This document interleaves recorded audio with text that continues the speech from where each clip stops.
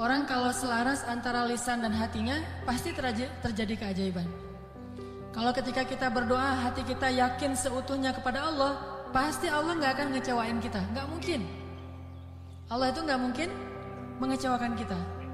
Allah sendiri kok yang berjanji, wa idza sa'alaka ibadi anni fa inni qarib ujibu da'watad da'. Itu Allah yang bilang, ujibu da'watad da'. Aku tuh dekat. Artinya berharaplah kepadaku gitu. Dan aku akan mengijabah setiap orang yang meminta kepadaku. Jadi Allah sendiri yang berjanji akan menunjukkan keajaiban, mengabulkan permintaan-permintaan yang baik dari hambanya, sehingga tidak perlu kita ragu, Allah gak mungkin ngecewain kita. Begitu kita berdoa yang selaras di hati kita, yakin kepada Allah, Allah akan tunjukkan. Itu rahasia paling gampang untuk hidup bahagia, untuk sukses, untuk dapetin apa yang baik-baik yang kita harapin. Kalau kita ngandelin Allah banget dalam segala urusan, la yudayya'anallah, itu intinya. Allah nggak akan ngecewain kita. Manusia bisa banget ngecewain kita, bukan karena dia jahat. Kadang dia nggak ngecewain kita karena emang dia nggak mampu untuk memuaskan dan membahagiakan kita. Bukan karena dia pengkhianat. Seorang istri, seorang suami kadang mengecewakan kita bukan karena dia nggak sayang sama kita, tapi dia nggak mampu memenuhi semua kebutuhan kita. Dia terbatas. Dan justru juga banyak orang yang sengaja ngecewain kita karena dia jahat. Tapi ada juga orang baik ngecewain karena dia nggak mampu. Tapi Allah maha baik dan maha mampu. Bukan cuma maha baik. Kalau baik doang nggak mampu, apa bisa kita lakuin kan? Tapi kalau baik dan mampu, nggak ada batas. La haula wala quwata illa billah. Keajaiban-keajaiban yang luar biasa terjadi dalam hidup kita kalau kita mengandalkan Allah. Selaras antara lisan dengan hati kita. Andalkan Allah. Gimana caranya biar kita dapat keajaiban? Buat Allah percaya sama kita. Itu tips yang paling penting. Buat Allah percaya sama kita. Kalau Allah udah percaya, udah selesai. Kalau Allah udah radhiyallahu an, Allah udah ridha, Allah udah percaya, Allah udah mengatakan kita siddiqun. Apa itu siddiq? Orang yang benar. Berarti Allah akan tunjukkan banyak sekali kebaikan dan keajaiban dalam hidup kita. Buat Allah percaya sama kita. Sehingga Allah menyebut kita orang yang benar. Ulaika humus shadiqun. Dia itu orang yang benar. Wadhkur fil kitabi Ibrahim. Innahu kana siddiqan nabiyya. Ibrahim itu hambaku yang siddiq. Nih kisah Ibrahim yang luar biasa yang dulu sering kita baca. Ibrahim itu by the way orang mana? Orang mana Ibrahim teh? Orang Irak. Ibrahim aslinya dari Irak. Dari Basrah. Mirip dengan Imam Hasan al-Basri, Basrah. Jadi Ibrahim itu orang Irak. Lalu berdakwah di Irak di usia 17 tahun tuh udah mulai kayak kita lah, anak ABG tapi udah hijrah. Hijrah pemikiran tapi bukan hijrah dari dosa kepada yang baik. Hijrah pemikiran. Dari awalnya mikirnya macam-macam, agak liar gitu. Wah ini Tuhan saya, yaitu matahari. Ini Tuhan saya, yaitu bulan. Ini Tuhan saya, yaitu bintang. Kan liar ya. Sampai akhirnya ini semuanya tenggelam. Tuhan saya adalah pencipta semua ini. Dan di usia segitu beliau ditaruh di dalam api dan yakin banget kepada Allah. Dia punya seorang ayah namanya Azar. Azar ini seniman nyeleneh. Kalau seniman doang masih mending kan? Ini udah seniman nyeleneh. Kalau seniman doang dia dengan artnya, dengan seninya itu hak dia. Tapi ketika dia nyeleneh, gimana? Dia membuat patung lalu menyuruh orang untuk menyembah patung buatannya. Dan dia juga tokoh agama yang ngajarin cara nyembah patung buatannya, ngajarin doa-doanya, sehingga orang menyembah patung buatan Azar. Lalu dia punya kedudukan di sisi rajanya, Namrud.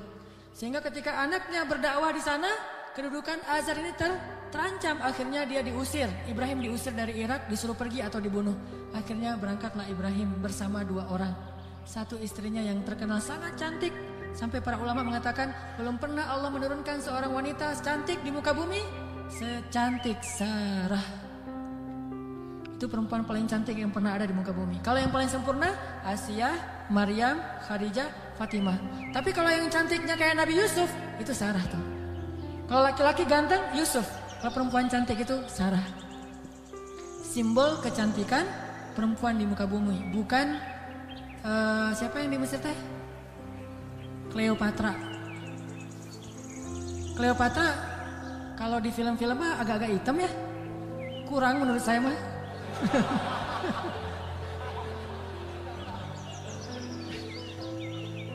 Kalau Sarah itu benar-benar cantik tuh. Simbol kecantikan wanita di muka bumi. Nanti kalau punya anak jangan lupa kasih nama Sarah. Sarah. Nah, ditemani oleh Sarah istri tercantik dan seorang murid yang kelak juga jadi nabi namanya Lut alaihissalam. Lut masih muda, masih ABG, baru belajar kepada Ibrahim. Jalan nih bertiga dari Irak menuju ke Palestina. Di tengah jalan lewat Mesir, Raja Mesir jatuh cinta kepada Sarah, namanya juga cewek cantik. Untung nggak ada adegan miris tangan kayak Yusuf ya. Melihat Sarah, oh gitu, nggak. Karena dia bukan nabi, tapi cantik banget. Sampai raja aja yang di Mesir banyak cewek cantik, tapi masih jatuh cinta kepada Sarah. Saking cantiknya Sarah. Begitu tahu Sarah adalah istrinya Ibrahim, akhirnya raja jadi segan, gak berani. Soalnya Ibrahim terkenal dengan kebijaksanaannya, kearifannya, ilmu yang luas.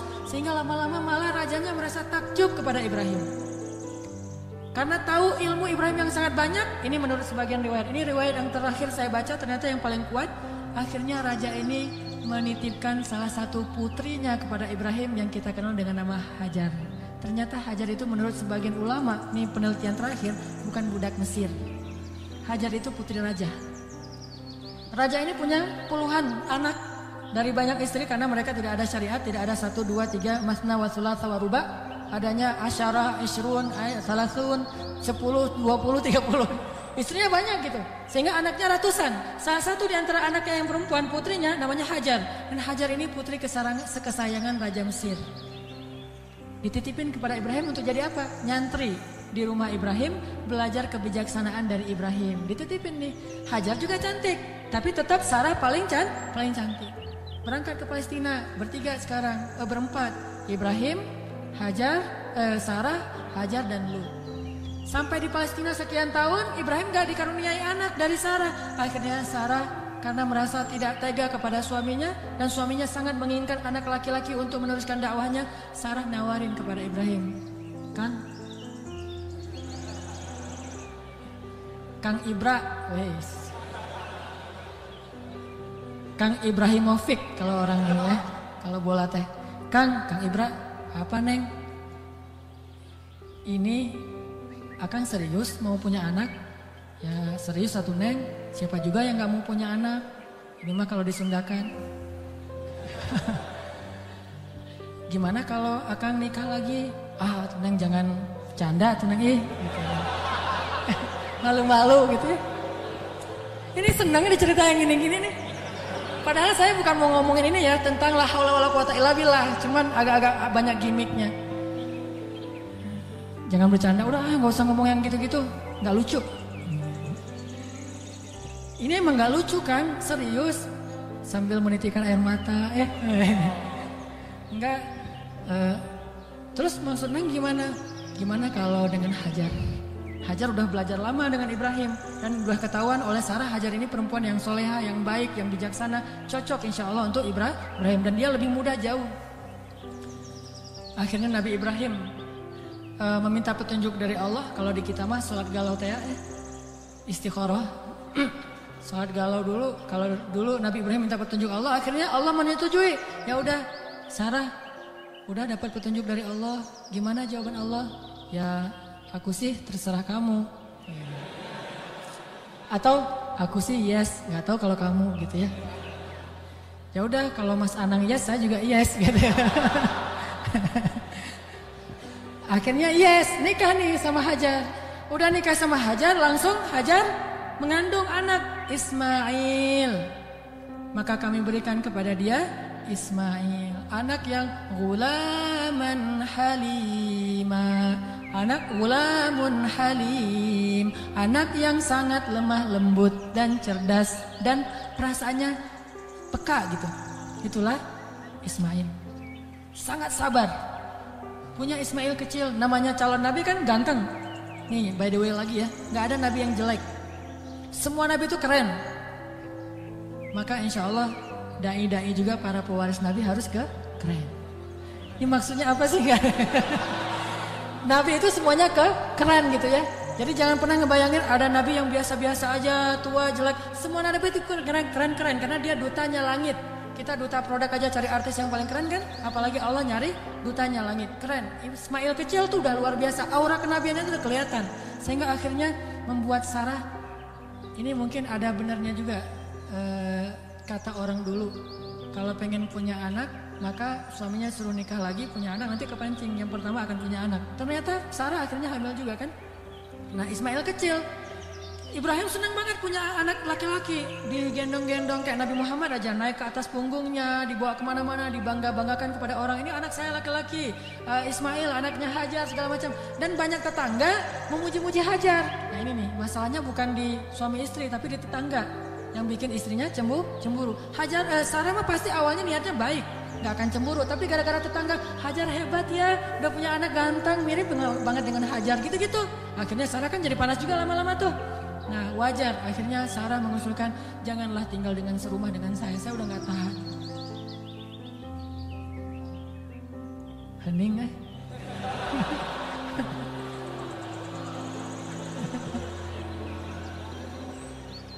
deg-degan dengar kayak gini, kayak film horor. Kata Sarah, wahai bukan wahai, Kang Ibra, Neng teh udah nggak tahan serumah sama Hajar.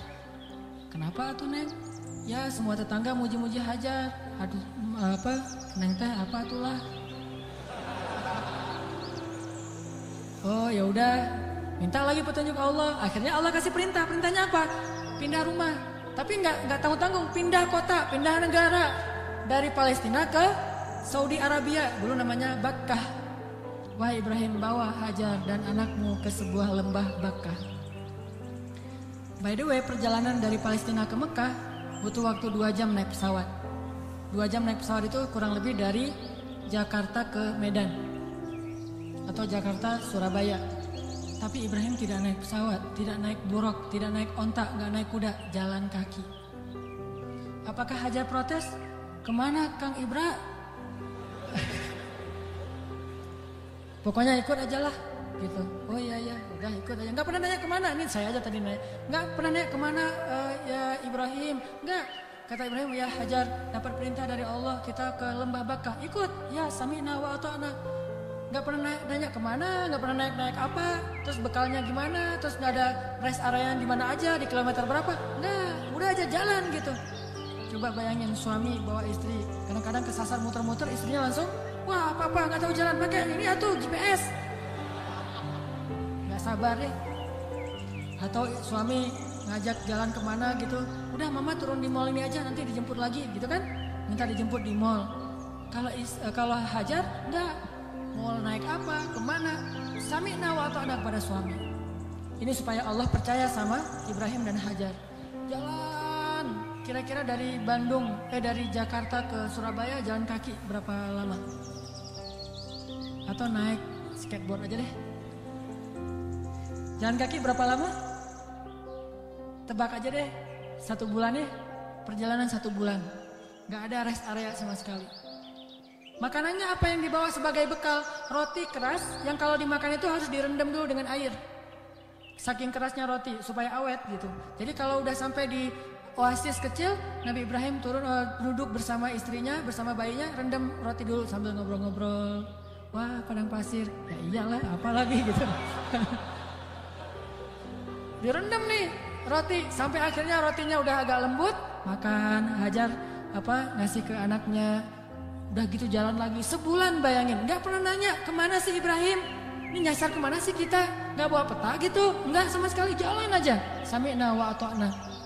Begitu sampai di sebuah lembah yang kata Allah biwadin ghairi dhi zar'in 'inda baitikal muharram. Di sebuah lembah yang tidak ada pohon apapun. Pohon yang di tempat lain di padang pasir aja tumbuh, ini enggak tumbuh sama sekali saking tandusnya. Udah sampai di lembah itu, kemudian Ibrahim mengatakan, disinilah tempat kita. Ini rumah kedua kita. Hajar nggak pernah banding-bandingin. Oh, rumah Sarah enak tuh di Palestina. Kok saya ditaruh di sini? Enggak. Udah, oh iya, tinggal di sini teman Ismail. Dan nggak ngomong-ngomong juga, ini gara-gara Hajar, gara-gara Sarah nih. Nggak nyalahin Sarah, nggak nyalahin Ibrahim. Sami'na wa ata'na, buktikan itu biar Allah percaya sama kita. Kalau Allah percaya, Allah nggak akan ngecewain kita. Sami'na wa ata'na, ya Ibrahim, ya. Tinggal di situ aja. Baru 3 hari tinggal di situ. Akhirnya Ibrahim mengatakan di satu pagi, ya Hajar, aku harus kembali ke Palestina. Baru di situ Hajar tanya, setelah sebulan gak nanya apapun, taat aja. Baru ketika mau ditinggal di lembah yang gak ada air sama sekali, cuma ada air di dalam tempat dari kulit yang mereka punya, dan itu hanya bertahan 1 hari lagi. Tiba-tiba Ibrahim bilang mau pergi ke Palestina lagi. Baru di situ Hajar bertanya dengan lembut sekali, ya Ibrahim, kenapa kamu meninggalkan kami di sini? Nanyanya gitu. Mendengar pertanyaan ini Ibrahim gak tega dan langsung pergi. Gak menjawab, gak ngeliat, pergi aja. Melihat suaminya pergi, anaknya lagi digendong, Ibrahim Hajar gak pernah mengatakan, kamu tega sama saya? Kalau kamu tega sama saya, minimal jangan tega dong sama bayi saya. Sinetron banget ya. Ini sama bayi saya nih, bayi kita Ibrahim. Ini hasil cinta kita berdua gitu kan. Enggak sama sekali, enggak baper lah. Iman tuh mengalahkan baper.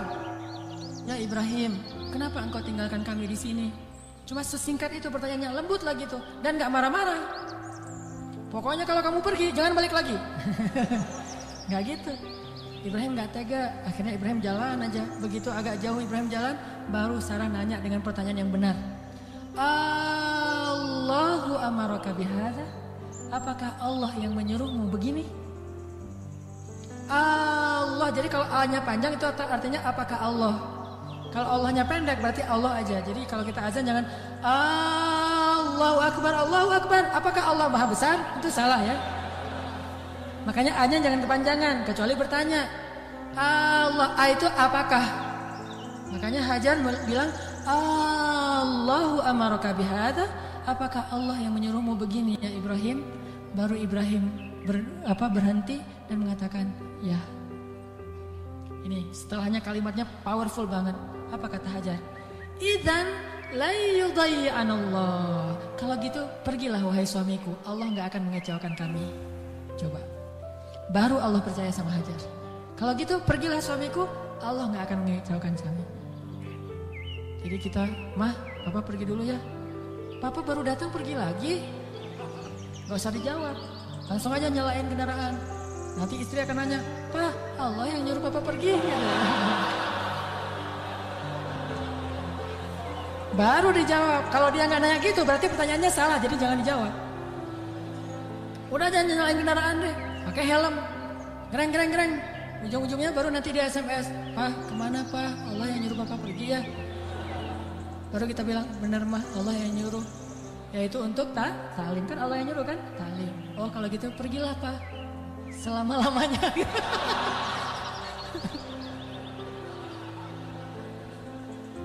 Allah gak akan mengecewakan kami, kata Hajar teh. Idzan la yudayyi'anallah. Kalau gitu Allah tidak akan mengecewakan kami. Itu kata kuncinya tuh. Dan itu gak ngomong dengan gombal ke Allah. Allah Maha tahu isi hatinya Hajar radhiyallahu anha. Makanya Allah percaya banget sama Hajar. Akhirnya pergilah Ibrahim. Gak ngomong, ya suamiku jangan lupa kirim SMS ya. Udah sampai di mana kan khawatir gitu.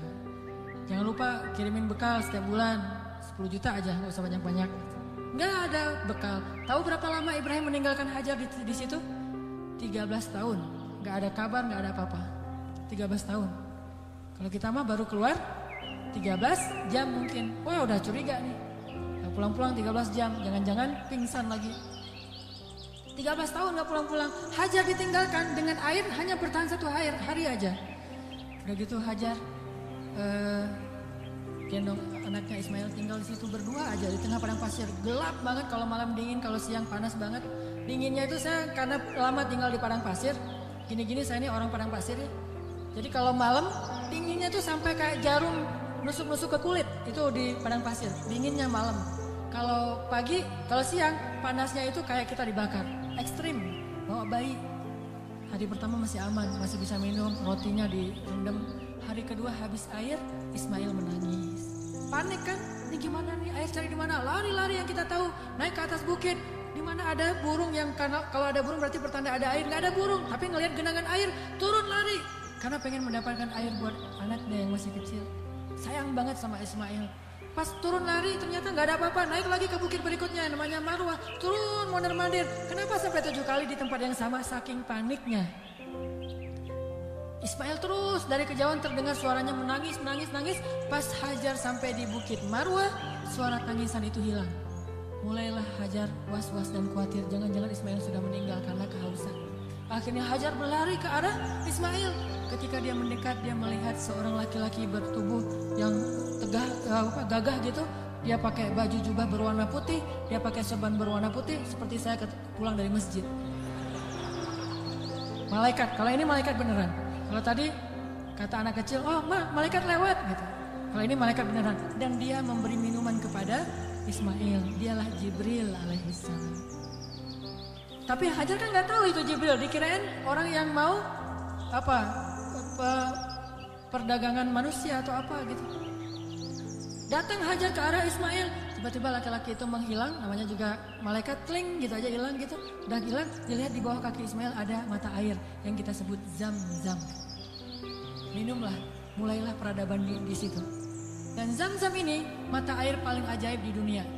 Paling berkah, seberkah susu ibu kepada anaknya. Kenapa saya bilang berkah? Dia keluar sesuai dengan kebutuhan. Ketika jamaah haji ramai di kota Mekah sampai 3 juta orang, mereka tidak kekurangan air Zam-Zam. Masing-masing minum, setiap datang ke masjid minum Zam-Zam, pulang dari masjid minum Zam-Zam, pulang ke kampung halaman bawa Zam-Zam 1 liter, 5 liter, 10 liter, kan? 3 juta orang tapi nggak pernah kurang dan nggak pernah kering air Zam-Zamnya. Keluar terus untuk 3 juta orang. Begitu musim haji selesai, Zulhijjah berlalu berganti dengan bulan Muharram, di stoplah haji dan belum dibuka visa umroh sehingga Mekah sepi.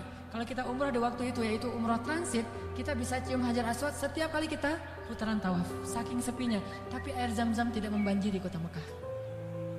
Kalau lagi rame, keluar banyak. Kalau lagi sedikit, keluar sedikit. Air yang sangat berkah, keajaiban dari Allah. Akhirnya tinggallah di situ. Yang luar biasa, 13 tahun tidak dijenguk oleh suaminya, Hajar nggak pernah ngejelek-jelekin ayahnya Ismail di hadapan Ismail. Kamu harus tahu, kamu nggak boleh seperti ayahmu nanti kalau udah gede. Enggak sama sekali. Ini imajinasi sejarah ya, biar kita tahu gimana sebenarnya Hajar. Saya nggak, walaupun ini agak herai tapi serius. Biar kita kebayang gimana solehahnya Hajar. Kan bisa aja normalnya perempuan akan bilang, pokoknya mama kecewa banget. Jangan sampai kamu mengulangi ini kepada istrimu. Hati perempuan. Gak pernah ngomong kayak gitu. Padahal pantas gak sih Hajar kecewa? Pantas ya, 13 tahun gak ada berita. Dan secara fikih itu udah bisa meminta cerai loh. Secara fikih udah bisa hulu itu minta cerai kepada hakim. Tapi Hajar tidak sama sekali menjelekkan Ibrahim di hadapan anaknya. Apa buktinya? Ketika 13 tahun kemudian datang Ibrahim, Ismail akrab-akrab aja sama ayahnya. Ayah gitu. Oh ini nih mah orangnya nih mah. Nah. Wah udah nih, kan Ismail udah gede, 13 tahun orang Arab kan beda sama kita, 13 tahun kita kan masih culun. 13 tahunnya orang Arab itu udah memimpin pasukan seperti Usamah bin Zaid, cucunya Rasulullah, cucu angkat, udah memimpin pasukan tuh 13 tahun usianya. Jadi udah gagah, dan bahasa Allah itu ketika Ismail sudah berusia sebaya, artinya udah gagah gitu. Coba, Ibrahim waktu itu usianya berapa? 101 tahun. Ketemu kakek-kakek 101 tahun. Mah, yang mana orangnya? Ini. Kan bisa aja kan? Enggak. Mah, siapa itu? Itulah ayahmu Ibrahim, wahai Ismail. Ayah, langsung datang, cium tangannya. Ayah, gitu. Enggak ada seuzon sama sekali. Itu hasil pendidikan Hajar yang luar biasa loh kepada anaknya. Dan bukti yang lebih berat lagi, 3 hari kemudian, Ibrahim mimpi menyembelih anaknya. Dan tahukah kita apa jawaban anak itu? Wahai ayahku tersayang. Bahasanya, ya abati. Bukan, ya terserah ayah deh. 13 tahun ditinggalin, sekarang mau nyembelih lagi. Ini bukan hasil pendidikan Ibrahim nih. Ini anak hasil pendidikan Hajar banget nih. Bukan Ibrahim yang mendidik dia, tetapi Hajar. Ibrahim mendoakan dia. Pelajarannya apa? Pendidikan anak yang paling berpengaruh itu dari ibu. Tapi doa adalah dari ayah. Rabbi habli minas solihin. Ibrahim yang mendoakan dia dari langit. Hajar yang mendidiknya di bumi. 13 tahun akhirnya kata dia, ya abati, wahai ayahku tersayang. If'al ma tu'mar, lakukan apa yang diperintahkan kepada ayah. Satajiduni insyaallah minas sabirin. Akan engkau dapati aku termasuk orang yang bersabar. Jadi gak mau nyusahin ayahnya dalam menjalankan perintah Allah. Dia tahu ayah yang nabi. Jadi jangan sampai ayah saya susah gara-gara saya yang gak rela. Saya rela banget wahai ayah. Yang penting ayah taat sama Allah. Saya akan bersabar wahai ayah. Coba kalau Ismail bilang, apa gak salah ya? Kok mimpinya aneh-aneh gitu? Pasti godaan setan deh. Gitu kan? Atau yang lebih ekstrem lagi, ayah tega, udah ninggalin mama sekarang mau nyembelih saya. Wah, ini bener nih ya, ayah nih. Pasti nih bukan nabi dan segala macam. Enggak marah-marah sama ayahnya. Udah aja sami'na wa ata'na. Ismail lah gitu. Anak seorang siddiq, anak seorang ibu yang siddiqah, anak seorang ayah yang siddiq dan melahirkan anak juga yang siddiq. Dan itu bukan basa-basi ya, benar-benar dibawa ke sebuah jabal kurban namanya bukit di daerah Arafah. Di sana Ibrahim udah mengasah parang, golok. Ketika ngeliat golok, Ismail bilang, ternyata serius ya? Kirain tadi main-main gitu. Enggak, serius. Ismail tahu, udah ditidurkan Ismail. Sebelum ditidurkan Ismail curhat dulu sama ayahnya. Ya ayah, ya abati. Abati itu panggilan lembut. Kalau yang biasa ya abi. Jadi kalau kita bilang abi itu biasa. Kalau mau lebih lembut, abati. Itu lembut banget. Wahai ayahku tersayang. Ya abati. Supaya ayah tidak berat hati dalam melakukan perintah ini, tolong tutuplah wajah saya, biar ayah nggak ngelihat wajah saya, takut kasihan. Oh ya, ditutup. Wahai ayah, tutup tubuh ayah dengan kain supaya darah saya tidak mengenai baju ayah dan dilihat oleh ibu, nanti ibu jadi sedih. Ditutup. Wahai ayah, sampaikan salam saya ke ibu. Saya sayang sekali kepada ibu. Coba gimana hati seorang ayah? Terakhir, ayah, tajamkan pisau itu supaya memudahkan saya. Berarti yakin banget kan? Gak ada sama sekali kepikiran oleh Ismail, tenanglah ntar diganti dengan domba. Gak kepikiran. Itu mah kita yang udah yakin karena udah baca buku. Dan salah lagi baca bukunya. Buku yang kita baca tuh Ismail tiba-tiba berubah jadi domba. Terus Ismailnya kemana? Kan gitu kan bukunya? Padahal gak gitu. Ismailnya dibangunkan, dombanya keluar dari bukit terus disembeli. Bukan Ismail berubah jadi domba, tetap aja anaknya. Cuma dari kutub jadi domba kan? Saya kayak maling kundang. Enggak, itu mah salah dalam catatan buku sejarah. Ya ayah, sampaikan salam saya ke ibu ya. Dan tolong jangan ceritakan ini dulu kepada ibu. Malah dia tahu ibunya soleha banget dan kuat banget. Akhirnya ditaruhlah golok itu di leher Ismail. Dan Ibrahim mengatakan Bismillahirrahmanirrahim. Mau ditarik tuh. Yakin dan Allah tahu isi hati Ibrahim. Mau ditarik, Ismail udah pasrah aja. Udah ini terakhir kali saya hidup di dunia. Baru ketemu 3 hari dengan ayah saya. Pas mau ditarik, Allah tahan tangannya Ibrahim seperti orang stroke. Gak bisa gerak gitu. Baru Allah berfirman, Ya Ibrahim, qad saddaqtar ru'ya. Engkau sudah membenarkan perintah. Allah udah percaya sama Ibrahim sekarang. Ditahan. Akhirnya kata Allah, angkat Ismail. Ini adalah balaun mubin. Inilah ujian yang berat untuk melihat siapa yang benar-benar beriman. Gitu cara Allah percaya sama kita. Lewat ujian hidup kita, lewat masalah-masalah kita. Apakah kita masih yakin sama Allah? Sampai ke titik darah penghabisan masih yakin sama Allah? Justru di titik itulah nanti Allah percaya sama kita. Allah ganti semua musibah itu sebagai rahmat. Allah kasih dia seekor domba yang sangat besar. Dan kelak itu menjadi syariat yang sangat indah bagi kaum muslimin. Diabadikan sepanjang masa, ribuan tahun dikenang. Ini bukti. Maka buat Allah percaya sama kita, maka Allah gak akan mengecewakan kita. Ingat kata-kata Hajar, la yudayyi'anallahu idzan. Kalau Allah yang memerintahkan gini, berarti Allah tidak akan mengecewakan saya. Cukuplah Allah yang menyuruh kita, yakin Allah gak akan ngecewain kita. Udah setelah itu hasbunallah. La haula wala quwata illa billah. Tawakkaltu 'ala Allah, aslamtu ila Allah dan seterusnya. Insyaallah kita akan melihat keajaiban. Itu aja teman-teman yang dirahmati Allah. Mudah-mudahan kita menjadi orang yang bisa selalu mengandalkan Allah dalam hidup kita sampai Allah percaya sama kita, lalu Allah menunjukkan keajaiban dalam setiap urusan kita. Marilah kita tutup dengan berdoa. Semoga ilmu yang sederhana yang baru kita dapatkan. Ya Allah, segala kebaikan ada di tangan-Mu ya Allah. Ya Allah, Engkaulah yang maha pemurah ya Allah. Ya Allah, Engkaulah yang maha pengasih ya Allah. Ya Allah, tidak ada yang susah dan sulit bagimu ya Allah. Engkau maha kuasa atas segala sesuatu ya Allah. Engkau hanya mengatakan kun, maka segalanya menjadi seperti kehendak-Mu ya Allah. Ma syi'ta kan wa man lam tasha lam yakun ya Allah. Apa yang Engkau kehendaki pasti terjadi, dan apa yang tidak Engkau kehendaki tidak akan terjadi ya Allah. Kami yakin kepada kebesaran-Mu ya Allah. Kami yakin tidak ada hal yang mustahil bagimu ya Allah. Tidak ada hal yang mustahil satupun di muka bumi ini, di langit dan di bumi bagimu ya Allah. Engkaulah yang telah menciptakan langit yang maha luas, yang bahkan kami belum tahu di mana tepi dari langit itu ya Allah. Engkaulah yang telah menciptakan bintang-bintang yang sangat banyak, bahkan kami tidak sanggup menghitung jumlahnya ya Allah. Engkaulah yang telah menciptakan setiap butir-butir yang ada di dalam tanah, yang kemudian tumbuh menjadi tanaman, menjadi pohon yang besar, lalu memberikan buah-buah yang ranum kepada kami. Engkaulah yang telah memberikan janin di dalam rahim para perempuan-perempuan yang Engkau kehendaki, yang dengan itu Engkau menciptakan manusia dengan bentuk yang sempurna. Engkaulah yang maha kuasa atas segala sesuatu ya Allah. Engkau memberikan rezeki kepada siapa yang Engkau kehendaki. Tidak ada yang bisa menghalanginya, tidak ada seorang pun ya Allah. Engkau punya segala cara, bahkan kadang Engkau tidak perlu cara untuk memberikan kebaikan kepada hamba-Mu.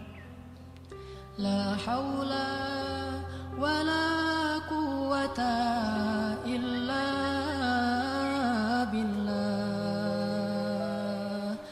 Tidak ada daya dan upaya kecuali Engkau ya Allah. Tidak ada daya dan upaya bagi kami kecuali dengan pertolongan dari-Mu ya Allah. Iyyaka na'budu wa iyyaka nasta'in. Wa iyyaka nasta'in. Wa iyyaka nasta'in.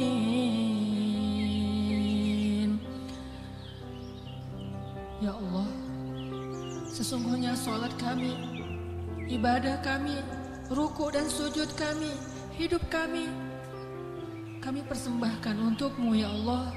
Ajarkan kami untuk tulus dalam mengatakan kalimat yang mulia itu ya Allah, sehingga benar-benar kami menyerahkan hidup dan mati kami kepada-Mu ya Allah. Inna salati wa nusuki wa mahyaya wa mamati lillah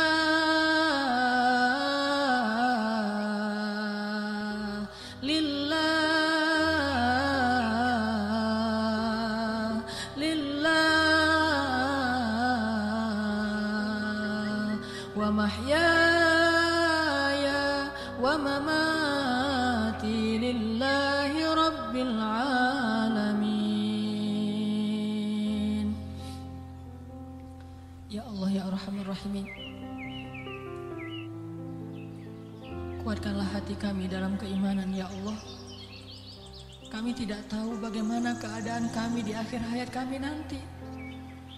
Bisa jadi saat ini kami menjadi orang-orang yang dekat kepadamu, tiba-tiba di akhir hayat kami menjauh dari-Mu, dan tidak ada yang bisa menyelamatkan kami hari itu kecuali Engkau ya Allah. Bisa jadi sekarang kami rajin ke masjid, sholat berjamaah, tetapi di akhir hayat kami berputus asa sehingga kami meninggalkan panggilan-Mu ya Allah.